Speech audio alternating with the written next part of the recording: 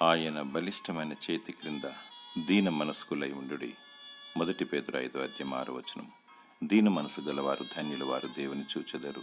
దీనులు భూమిని స్వతంత్రించుకొందురు, బహుక్షేమము కలిగి సుఖించెదరు. దీనులకు మాత్రమే దేవుని ఆశ్రయం లభిస్తుంది, మరియు దేవుని బలిష్టమైన హస్తం క్రింద దాగి ఉందరు. గర్విష్ఠులకు, అహంకారులకు వినాశనమే గతి. అది పతనానికి, నరకానికి దారితీస్తుంది.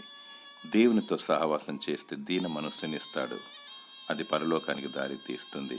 దీన మనసు ద్వారానే విజయం లభిస్తుంది. దేవునికి లోబడాలి, అపవాదిని ఎదిరించాలి. అంతం వరకు సహించువాడే రక్షింపబడును.